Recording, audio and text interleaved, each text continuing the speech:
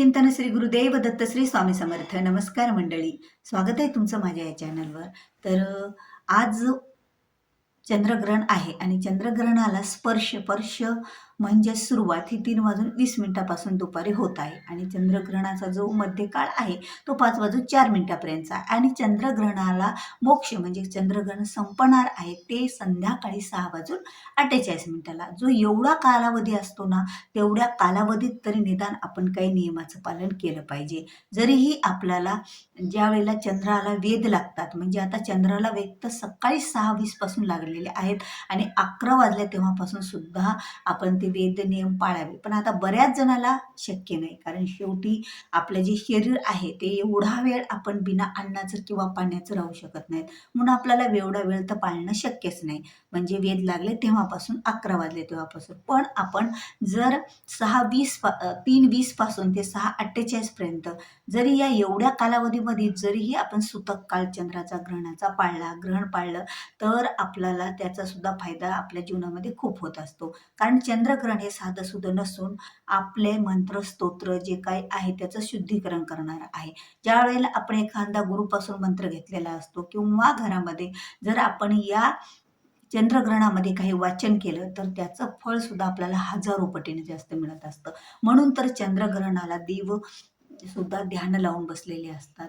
म्हणून तर चंद्रग्रहणाच्या वेळेला ग्रहण आता चंद्राला असो का सूर्याला असो, नियम हे सारखेच असतात. आता चंद्राला ग्रहण आहे, आता चंद्राचं ग्रहण हे आपल्याला स्पर्श तर दिसणार नाहीये भारतामध्ये, पण भारतामध्ये मोक्षे 20 ते 25 मिनिटं अगोदर आपल्याला चंद्रग्रहणाचा मोक्ष दिसणार आहे. कारण भारतामध्ये चंद्राचा उदयच होणार आहे ते 6:35 तर ते तेवढ्या काळामध्ये आपल्याला 10 ते 15 मिनिटं चंद्र दिसणार आहे ग्रहण लागलेलं. तर असं नाही दिसलं तरीही आपल्याला त्याचे नियम पाळायचेच आहेत. आता चंद्रग्रहणामध्ये जेवढे नियम आपण पाळतो, म्हणजे चंद्रग्रहणात जेवढं आपण पूजा पाठ सेवा करायला महत्त्व आहे, तेवढंच महत्त्व चंद्रग्रहण संपल्याच्या नंतर सुद्धा घरामध्ये काय करावं पहिल्या प्रथम, काय नाही याला सुद्धा विशेष महत्त्व असतं. बघा, ज्या वेळेला चंद्रग्रहण आपण आता पाळलं, नियम पाळले, पण चंद्रग्रहण संपलं. आता चंद्रग्रहण संपल्याच्या नंतर सुद्धा बरेच नियम असतात. तुम्ही चंद्रग्रहणातले नियम पाळले, पण चंद्रग्रहण संपल्याच्या नंतर जर ह्या गोष्टी काही केल्या नाहीत तर त्याचे सुद्धा परिणाम वाईटच आपल्या म्हणजे घरावर घडत असतात. आपल्या स्वतःवर सुद्धा खूप मोठे प्रॉब्लेम घरामध्ये यायला सुरुवात होत असते.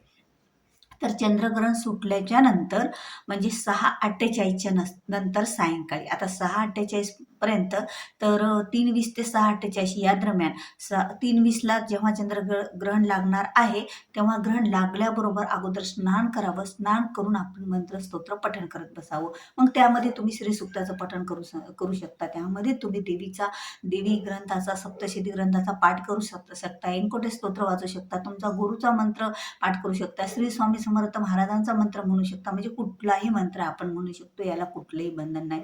कारण तेवढा वेळ जेवढं मंत्रस्तोत्र पठण कराल, जेवढं काही देवाचं कराल, तेवढा आपल्याला फळ मिळत असतं. फक्त आपल्याला देवपूजा करायची नसते, कारण त्यावेळेला सुतक लागलेलं असतं. तर देवपूजा कधी करायची आहे? देवपूजा ही आपल्याला चंद्रग्रहण सुटल्याच्या नंतर करायची आहे.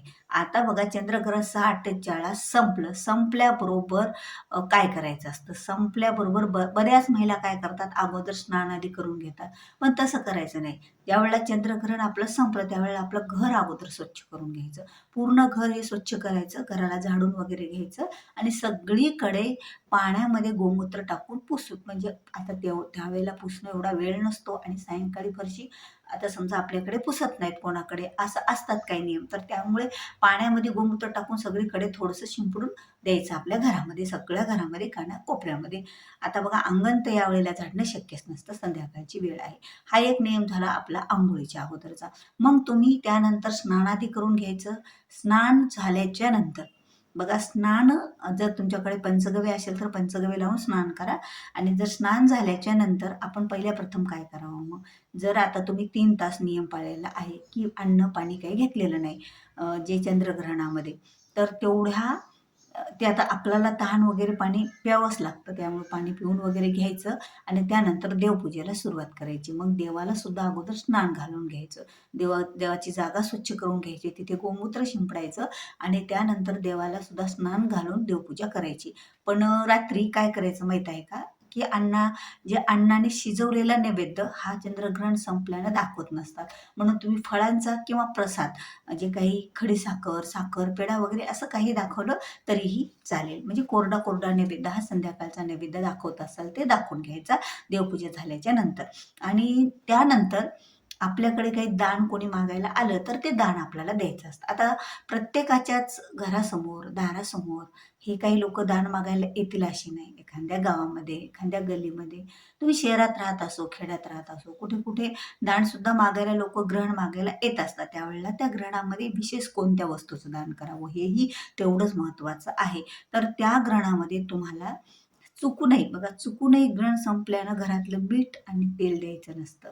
तर ग्रहण संपल्याबरोबर तुम्ही धान्याचं दान करा आणि त्याचबरोबर तुम्ही आपले जे काही घातलेले वस्त्र असतात बघा, म्हणजे ते वस्त्र फाटलेले नाहीत, पण घातलेले आहेत आणि ते गरजू लोकांना आपल्याला द्यायचे असतात आणि तुमच्या दारामध्ये दान मागायला असेच लोकं येतात, की त्यांना बऱ्याच गोष्टीची गरज असते. म्हणजे असं नाही की आपण त्यांना खाली समजतो, पण त्यांनाही गरज आहे आणि आपल्याही चांगल्या वस्तूचा चांगलाच वापर व्हावा.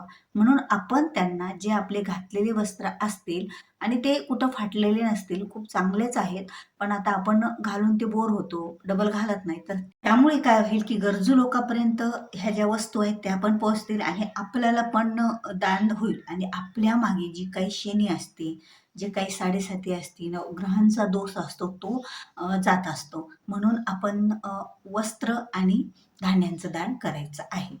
आणि बघा त्यानंतर आपण जे काही घरामध्ये आता तुम्हाला घरामध्ये अ, हे संपल्याच्या नंतर चंद्रग्रहण संपल्याच्या नंतर आपण आपल्या घरामध्ये स्वयंपाक करायचा.